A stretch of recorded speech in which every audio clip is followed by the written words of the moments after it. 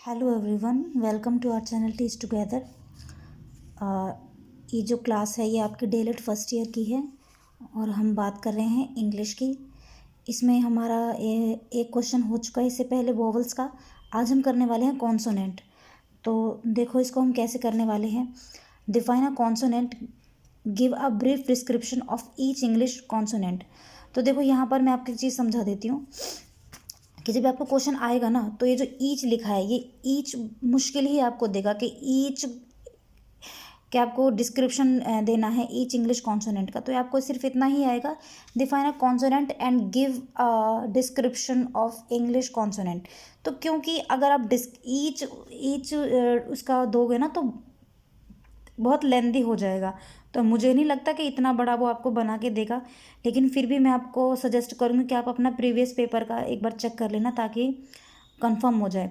चलो स्टार्ट करते हैं। देखो क्या लिखा है, डिफाइन अ कॉन्सोनेंट, यानी कि कॉन्सोनेंट क्या है और इंग्लिश के जो कॉन्सोनेंट हैं उनका डिस्क्रिप्शन आपको देना है। तो सुनो, देखो क्या लिखा है कॉन्सोनेंट की। सिर्फ कॉन्सोनेंट भी आ सकता है आपको 2 नंबर में कि डिफाइन कॉन्सोनेंट इनफ, उसका भी आंसर फिर आप यहाँ से दे देना। देखो क्या लिखा है, a consonant is a sound in which the movement of air from the lungs is obstructed as a result of a narrowing or a complete closure of the air passage. They are 24 consonant in English. पहले इसको यहाँ तक समझो क्या बोल रहे हो। देखो पहले तो ये समझ लो कि जो कॉन्सोनेंट होते हैं ना, कॉन्सोनेंट इंग्लिश में कितने हैं, 24 हैं। सीटेट में भी बहुत पूछता है आपसे कि कॉन्सोनेंट कितने हैं, वोवल कितने हैं। देखो गिनती से नहीं होता है, ठीक है। अगर आप ऐसे सोचते हो ना कि भाई 5 वोवल हैं या फिर मतलब उसके बाद जो रिमेनिंग हुए उसके बाद वो आपके कॉन्सोनेंट हुए, ऐसे नहीं होता। वोवल और consonant are totally depend on sound, not alphabet, ठीक है। अल्फ़ाबेट पे हम कभी भी उनको कैलकुलेट नहीं करते। किस पे कैलकुलेट करते हैं? हम साउंड पे कैलकुलेट करते हैं, ठीक है। अच्छा, तो ये क्या बोल रहा है कि कॉन्सोनेंट क्या है? साउंड है which is the movement of air, जो कि हमारे एयर के मूवमेंट से आते हैं। यानी कि जब हम बोलते हैं तो क्या निकलती है मुंह से? हवा तो ही निकलती है ना। तो कोई भी जब आप शब्द बोलेंगे, कोई भी वर्ड बोलेंगे तो वो होता क्या है? हवा हवा निकलेगी तभी तो, मतलब कि आवाज़ कैसे निकलती है, साउंड कैसे क्रिएट होती है? हवा निकलती है मुंह से, ठीक है।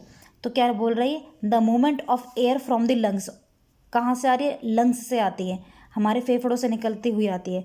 Air from the lungs is obstruct as a result of narrowing, यानी कि हमारे लंग से होते हुए जो हवा निकल के आती है वो कितना उसमें रुकावट आ रहा है या नहीं रुकावट आ रहा है, ठीक है। ये डिपेंड करता है किसके ऊपर? अल्फ़ाबेट के ऊपर। आ रही है बात समझ में? वो अल्फ़ाबेट के ऊपर डिपेंड करता है, ठीक है। जैसे कि मैंने क्या बोला? एस, मैंने बोला एस, तो देखो यानी कि जो जो जो एयर आ रहा है, एयर जो लंग से होते हुए जो एयर आ रहा है उस पर उसका दबाव देखो। और मैंने बोला क्यू, तो देखो जो हवा थी वो मुंह में ही घुल के रह गई। और जब मैंने बोला एस तो आवाज़ एकदम झटके से बाहर आई, ठीक है। तो इसका मतलब ये है, क्या लिखा है? रिजल्ट ऑफ अ नैरोइंग और अ कंप्लीट क्लोजर, कि वो मतलब थोड़ा सा है या फिर पूरा का पूरा कंप्लीट क्लोजर, यानी कि पूरा का पूरा निकल जाता है। Of the air passage, air passage मतलब जो हवा का निकलने का जो प्रभाव होता है। और ये 24 हैं। अब देखो इसको समझ लो थोड़ा सा। आप फिर लिखेंगे क्लासिफिकेशन ऑफ कॉन्सोनेंट के, यानी कि हमने यहाँ पर कॉन्सोनेंट का क्लासिफिकेशन किया है। तो देखो क्या है, मुश्किल नहीं है, ईजी है। 1-2 बार आप लिखोगे ना तो आपको याद हो जाएगा। तो देखो क्या लिखा है, क्या लिखा है ये, हाँ, English consonant are classified according to. तो हम इंग्लिश कॉन्सोनेंट को कैसे वो कर रहे हैं, देखो ज़रा, देख लो। देखो ये क्या है, द प्लेस ऑफ ऑब्स्ट्रक्शन, यानी कि जब शब्दों में या फिर आपके जो साउंड्स हैं उनमें ऑब्स्ट्रक्शन आता है।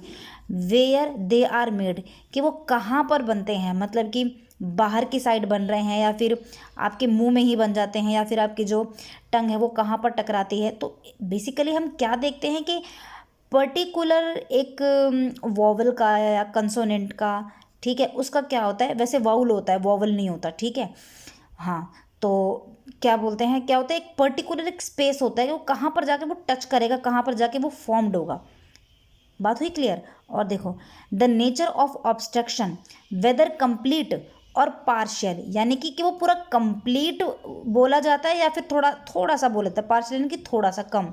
हाउ दे आर मेड, वो कैसे बना।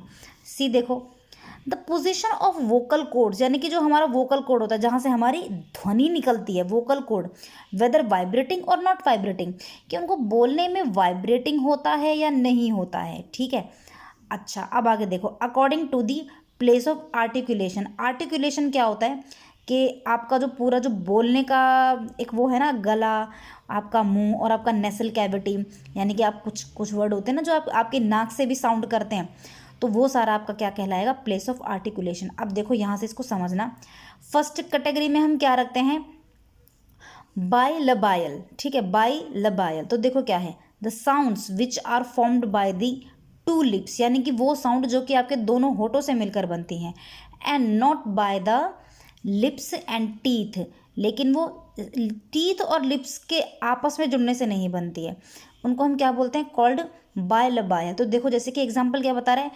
P, B, M, W.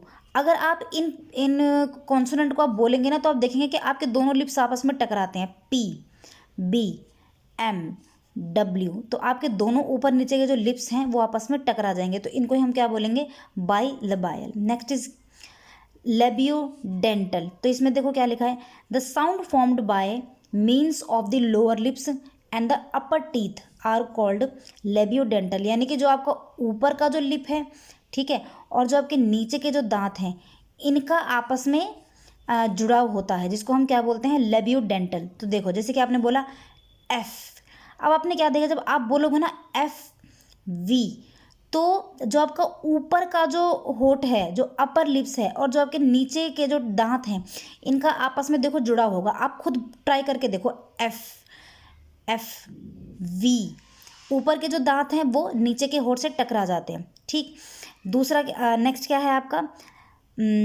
Labio, ये हो गया ना, हाँ, उसके बाद क्या है, डेंटल। डेंटल में देखो क्या है, the sound formed by the lip tip of the tongue and upper teeth are called dental, यानी कि जब आप कोई भी कॉन्सोनेंट बोलेंगे तो होगा क्या कि जो आपका जो टंग का जो टिप है, यानी कि जो आगे का भाग होता है, बिल्कुल आगे का, और जो आपके जो अपर टीथ हैं, ऊपर वाले जो टीथ हैं, उनमें आपस में जुड़ा होता है। तो आप जैसे कि बोलोगे, क्या बोलोगे, क्यू, ठीक है, क्यू, तो ये तब साउंड निकल के आएगी।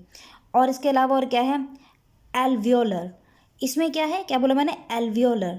देखो the sound formed by the tip और ब्लेड ऑफ द टंग, यानी कि जो आपका जो टंग का जो टिप है, बिल्कुल जो आगे का भाग होता है, एकदम आगे का, एंड द टीथ, और जो आपके दांत हैं, रिज आर कॉल्ड एल्वोलियर। जब ये आपस में टकराएंगे तो इसको हम क्या बोलते हैं, इस वाले साउंड को क्या बोलते हैं हम, एल्वियोलर। तो देखो जैसे कि आपने बोला T, D, N, S, Z, L. जब आप ये सारे कॉन्सोनेंट बोलेंगे ना तो आप क्या देखेंगे कि जो आपका जो टिप है, टंग का जो टिप है, वो आपके ऊपर वाला जो जबड़ा है ना, जो जॉ लाइन है, वहाँ पे देखो ये टच करता है, टी, और क्या है, D, N, S, Z, L.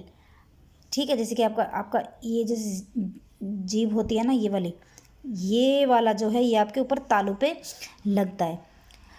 और देखो आगे क्या है, palato alveolar, the sound formed by the blade of the tongue, यानी कि जो आपका जो टंग का जो टिप है, and the back of alveolar are called palato alveolar.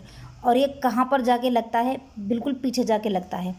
तो जैसे कि आपने बोला डी, क्या बोला आपने, डी, यहाँ पर हो क्या रहा है कि आप इसको कस के बोलते हैं, डी। एक तो हुआ नॉर्मल डी, एक होता है डी, यानी कि आप झटके से बाहर निकालते हो इसको।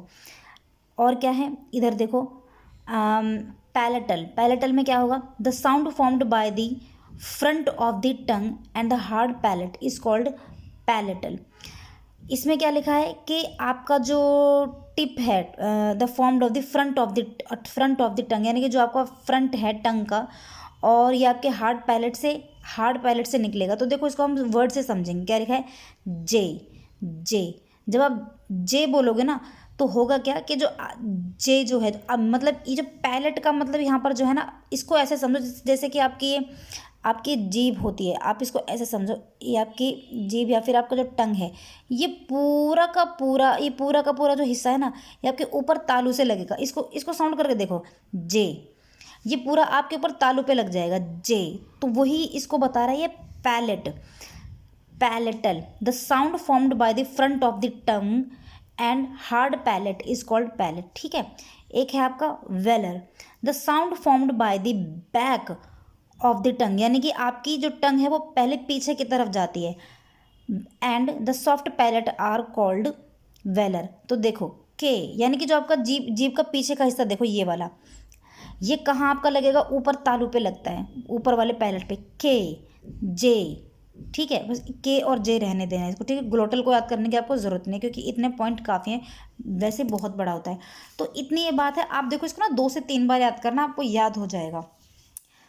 तो आज थोड़ा सा मैं बिज़ी चल रही, इस वजह से मैं बोर्ड पे करवा नहीं पा रही हूँ। ठीक है, जल्दी हम बोर्ड पर भी मिलने वाले हैं, तो सॉरी उस चीज़ के लिए मैं टाइम निकाल नहीं पा रही हूँ। तो ठीक है, इसको कर लेना। तब तक के लिए thank you and good bye, take care.